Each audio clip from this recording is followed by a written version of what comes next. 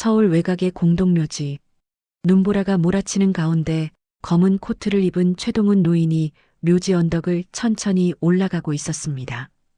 국내 굴지의 동원건설 창립자이자 회장인 그는 수십 년간 냉철한 사업가로 살아왔지만 25년 전 외아들을 잃은 후로는 완전히 다른 사람이 되어버렸습니다. 손에는 하얀 국화꽃 한 다발. 25년째 같은 날, 같은 시간, 같은 장소를 찾아오는 길이었습니다. 아들의 무덤, 준혁의 비석 근처에서 이상한 소리가 들려왔습니다. 누군가 흐느끼는 소리. 동훈이 조심스럽게 다가가자 한 여고생이 무릎을 꿇고 비석을 끌어안고 있었습니다. 아빠, 미안해요.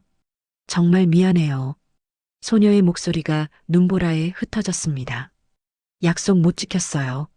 대학도 못 가요. 더 이상 아빠 자랑스러운 딸이 될 수 없어요. 그때 소녀의 몸이 크게 흔들리더니 그대로 눈 위로 쓰러졌습니다.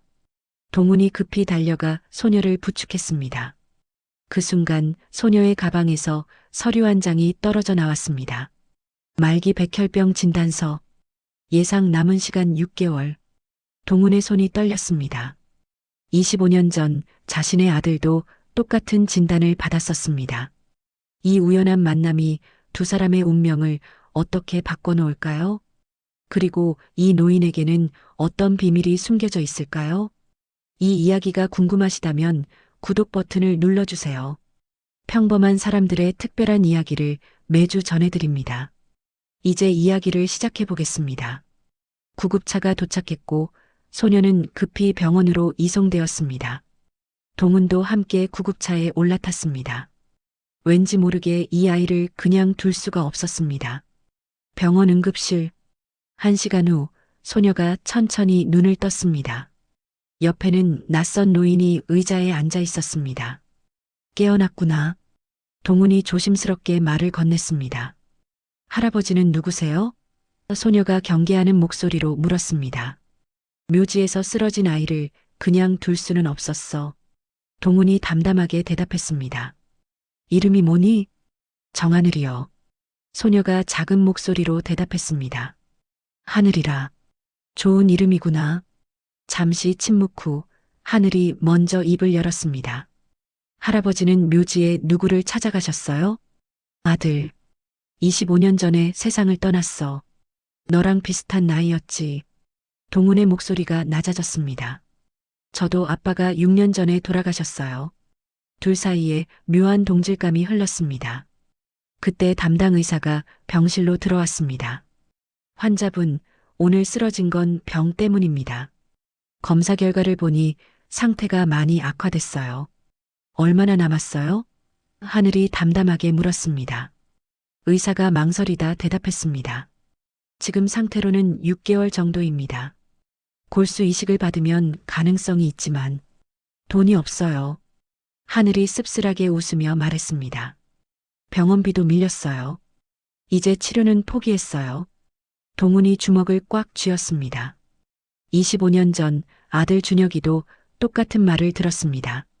의사 선생님, 잠깐 밖에서 얘기 좀 합시다. 복도에 나온 동훈이 단호하게 말했습니다. 돈은 제가 냅니다. 지금 당장 최선의 치료를 시작해 주세요.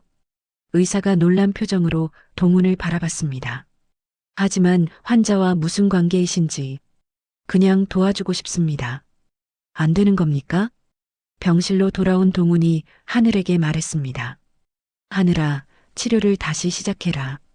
돈은 걱정하지 마. 내가 다 해결할 테니까. 왜요? 할아버지는 저를 모르잖아요. 하늘이 당황하며 물었습니다.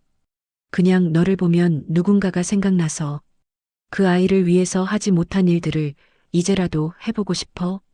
하늘의 눈에 눈물이 고였습니다. 태어나서 처음으로 누군가가 자신을 위해 이렇게까지 해주려 한다는 게 믿기지 않았습니다. 포기하면 아무 일도 일어나지 않아. 하지만 끝까지 해보면 기적이 일어날 수도 있어. 동훈이 하늘의 손을 꼭 잡으며 말했습니다. 다음 날 아침 하늘은 깨끗하고 넓은 1인실 병실에서 눈을 떴습니다. 문이 열리고 동훈이 들어왔습니다. 일어났구나. 아침은 먹었니?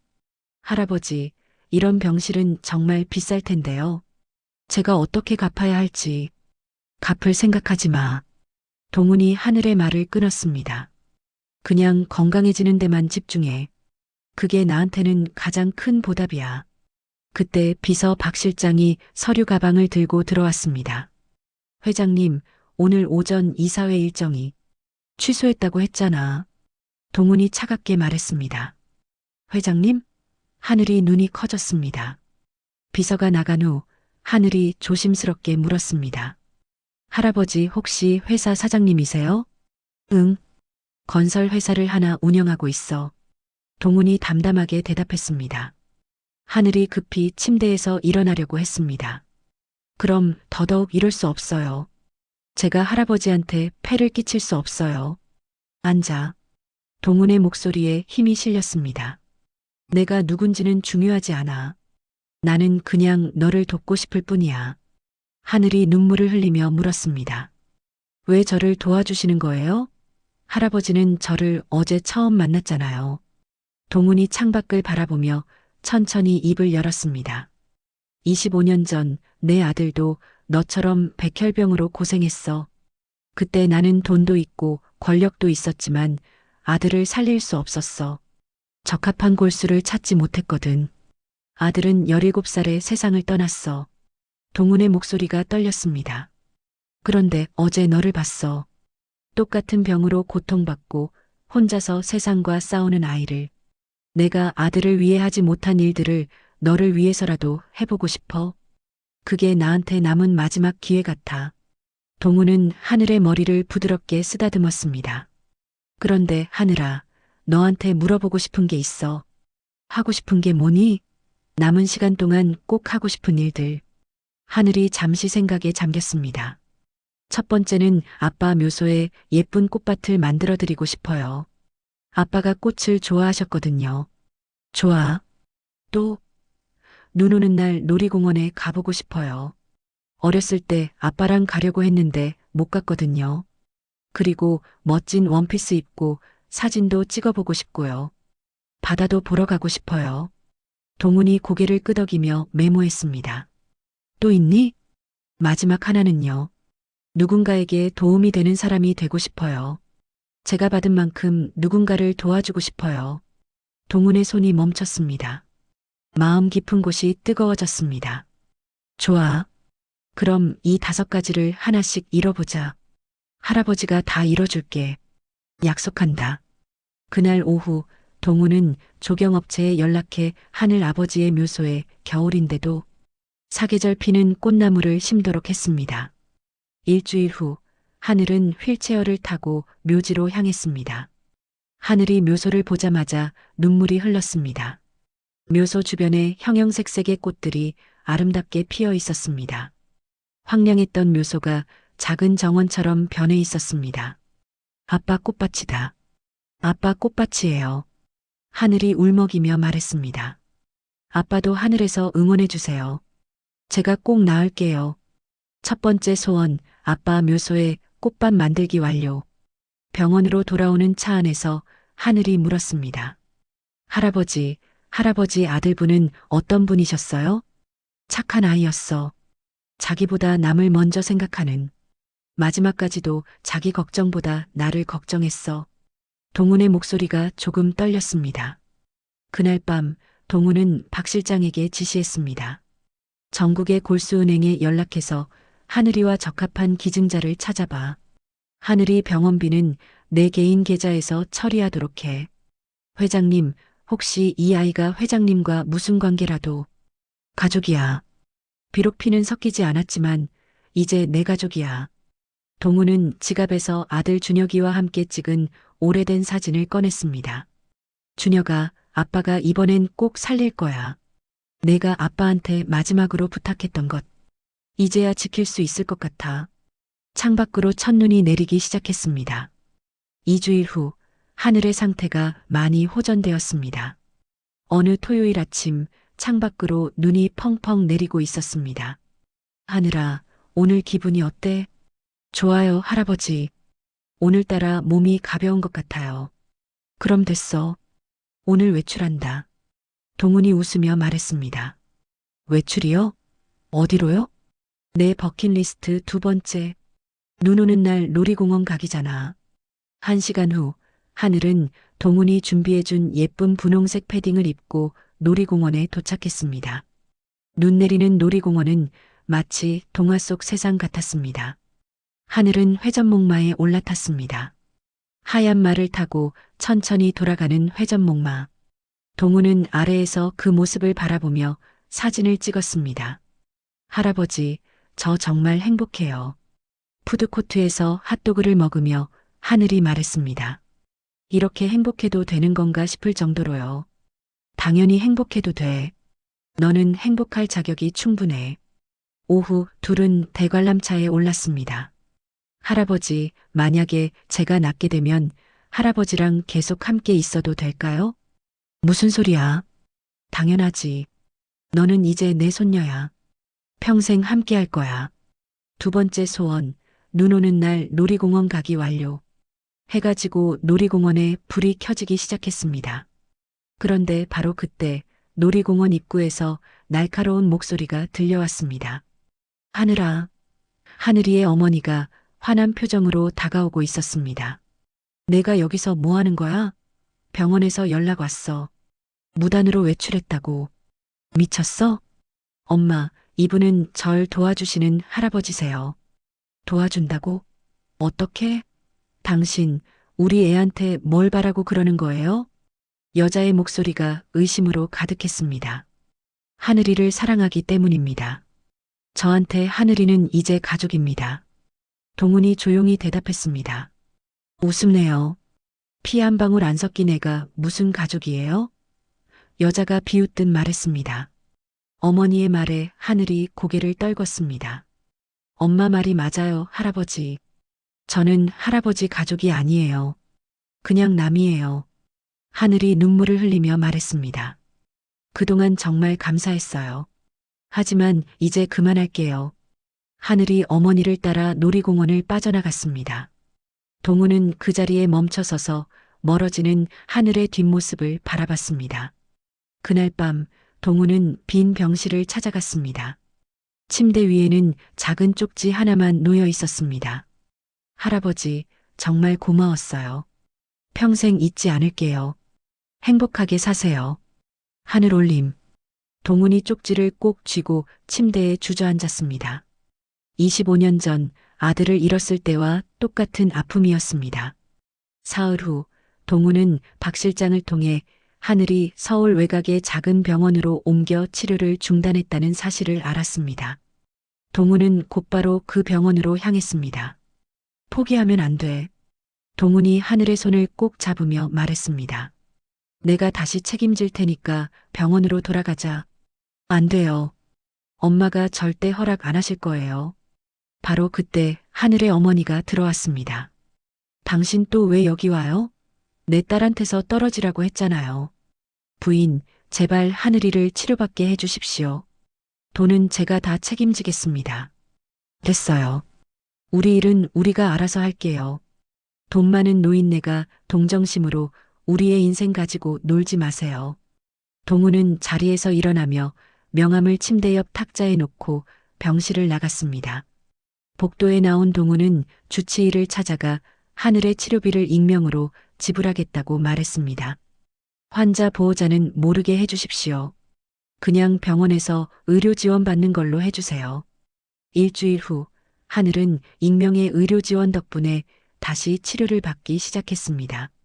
어느 일요일 오후 병원 정문 앞 동훈의 차가 서 있었습니다. 할아버지, 역시 할아버지셨네요. 하늘이 눈물을 글썽이며 웃었습니다. 들켰구나. 오늘은 내 버킷리스트 세 번째를 해볼까? 예쁜 원피스 입고 사진 찍기. 1시간 후 하늘은 하얀 원피스를 입고 사진관 앞에 섰습니다.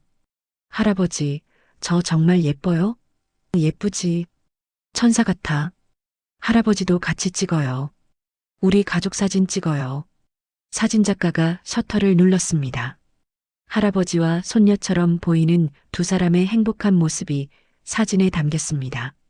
세 번째 소원, 멋진 원피스 입고 사진 찍기 완료. 사진 촬영을 마치고 나오는 길. 하늘은 멀리 보이는 놀이공원을 가리켰습니다. 할아버지, 한 번만 더 가고 싶어요. 놀이공원에 도착한 하늘은 다시 회전목마에 올랐습니다. 하얀 원피스를 입은 모습이 정말 공주 같았습니다. 회전목마가 천천히 돌아가기 시작했습니다. 하지만 회전목마가 한 바퀴를 돌 무렵 하늘의 표정이 갑자기 굳어졌습니다. 하늘이 말에서 미끄러지듯 떨어졌습니다. 하늘아, 동훈이 소리치며 달려갔습니다. 하늘이 가까스로 눈을 떴습니다. 할아버지, 저 정말 행복했어요. 할아버지 만나서 정말 행복했어요. 그런 소리 하지 마. 너는 괜찮을 거야. 구급차가 병원을 향해 질주했습니다. 동우는 하늘의 손을 놓지 않았습니다. 준혁아, 이번엔 안 돼. 이번엔 절대 잃을 수 없어. 응급실 빨간 불이 켜져 있었습니다. 2시간이 지났습니다. 의사가 나왔습니다. 일단 위급한 고비는 넘겼습니다. 하지만 상태가 예상보다 훨씬 심각합니다. 골수 이식이 유일한 방법입니다. 그것도 빨리 해야 합니다. 돈은 얼마든지 쓰겠습니다. 전국, 아니 전 세계를 뒤져서라도 기증자를 찾아주십시오. 동우는 중환자실 유리창에 손을 대며 속삭였습니다. 하늘아, 견뎌라. 할아버지가 꼭 살려줄게. 이틀 후, 박 실장이 결과를 가지고 왔습니다. 회장님, 국내 골수 은행 검색 결과 적합도 80% 이상인 기증자가 3명 발견됐습니다. 정말입니까? 동훈의 얼굴에 희망이 비쳤습니다. 하지만 3번째 기증자는 임신 초기였습니다. 임신 중에는 골수 기증이 위험하다는 박 실장의 말에 동훈의 표정이 굳어졌습니다. 연락해봐. 정중하게 부탁드린다고. 하지만 억지로 하지는 말게. 그분의 결정을 존중해야지. 다음 날 오후 박 실장이 보고했습니다. 회장님, 안타깝게도 거절당했습니다. 동훈은 쓸쓸하게 웃었습니다. 당연한 거야. 자기 아이를 위험에 빠뜨릴 부모가 어디 있겠어. 사흘 후 의사가 와서 말했습니다. 환자의 상태가 급격히 나빠지고 있습니다. 2주일 안에 기증자를 찾지 못하면 바로 그때 박 실장이 급히 달려왔습니다. 회장님, 큰일입니다. 기증자분이 다시 연락을 주셨습니다. 기증하겠다고 하십니다. 다음 날 오후 동우는 상담실에서 젊은 기증자 부부를 만났습니다. 사실 저희가 회장님께 빚이 있습니다. 5년 전 제 아버지가 회장님 회사 건설 현장에서 사고를 당하셨습니다. 그때 회장님께서 직접 찾아오셔서 사과하시고 치료비와 보상을 해주셨습니다. 남편이 설명했습니다. 그때 회장님께서 말씀하셨죠. 생명이 가장 소중하다고. 그 말씀을 잊지 않았어요. 그래서 우리도 다른 생명을 살리기로 했습니다.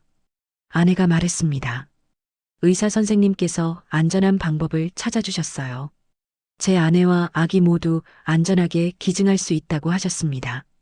동훈의 눈에서 뜨거운 눈물이 흘러내렸습니다. 감사합니다. 정말 감사합니다. 동훈이 부부 앞에 무릎을 꿇었습니다. 두 분께서 제 손녀의 생명을 살려주시는 겁니다. 일주일 후 골수 이식 수술은 성공적으로 끝났습니다. 앞으로 한 달이 고비였지만 하늘의 몸은 새로운 골수를 받아들이기 시작했습니다. 2달 후 하늘은 일반 병실로 옮길 수 있었고 얼굴에 혈색이 돌아왔습니다. 할아버지 덕분이에요. 할아버지가 아니었으면 저는. 하늘아, 할아버지 아들 얘기 좀 더 해줄까? 동훈이 먼 곳을 바라보며 말을 시작했습니다. 준혁이는 죽기 며칠 전에 나한테 부탁했어.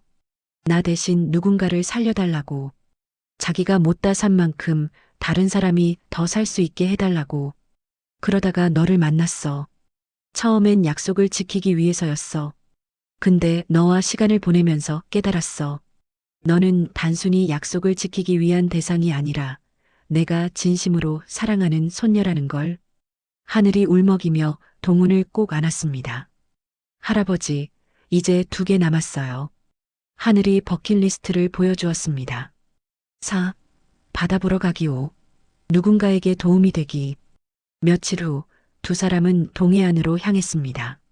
차 안에서 하늘이 신나서 노래를 불렀습니다. 할아버지, 저 바다 처음 봐요. 그럼 오늘은 아빠랑 함께 보는 거야. 아빠도 하늘에서 함께 보고 계실 거야. 바다에 도착하자 하늘은 두 팔을 벌리며 소리쳤습니다. 와, 바다다. 할아버지, 정말 넓어요. 모래사장에 앉아 노을을 바라보며 하늘이 물었습니다. 준혁이 오빠가 돌아가시기 전에 하신 마지막 말씀이 뭐예요? 동훈이 주머니에서 낡은 편지 봉투를 꺼냈습니다. 25년 동안 간직하고 있던 편지야. 이 안에 있단다. 나중에 보여줄게. 때가 되면. 해가 지고 노을이 바다를 물들였습니다. 할아버지, 너를 만나서 정말 다행이야. 네 덕분에 할아버지가 다시 살아가는 이유를 찾았어. 저도요, 할아버지. 할아버지 만나서 제 인생이 완전히 바뀌었어요. 네 번째 소원, 바다 보러 가기 완료. 숙소로 돌아와 하늘이 물었습니다. 할아버지, 제가 정말 누군가를 도울 수 있을까요? 물론이지. 내가 완전히 건강해지면 우리 함께 어려운 사람들을 돕는 재단을 만들자. 준혁이를 기리는 재단. 다음 날 아침, 동우는 벤치에 앉아 하늘에게 오래된 편지 봉투를 건넸습니다. 이제 내가 읽어야 할 것 같아. 하늘이 떨리는 손으로 봉투를 열었습니다. 낡고 누런 편지지. 어린 글씨체로 빼곡히 적혀 있었습니다. 사랑하는 아빠에게. 아빠, 이 편지를 읽고 계시다면 저는 아마 하늘나라에 있겠죠. 아빠, 슬퍼하지 마세요. 저는 괜찮아요. 제가 비록 오래 살지는 못했지만 아빠의 사랑을 받으며 행복했어요. 아빠, 제가 마지막으로 부탁이 있어요. 저는 의사가 되어서 아픈 사람들을 돕고 싶었어요. 하지만 이제 그 꿈을 이룰 수 없게 되었어요. 그래서 아빠한테 부탁해요. 언젠가 저처럼 힘든 사람을 만나면 그 사람을 도와주세요.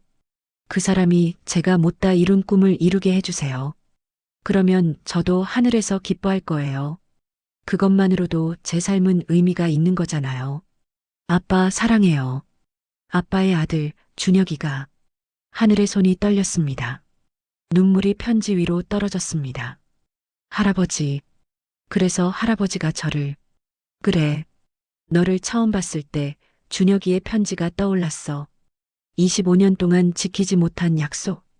그걸 이제야 지킬 수 있게 된 거야. 동훈이 하늘을 안으며 말했습니다. 이제 마지막 소원을 이룰 차례야.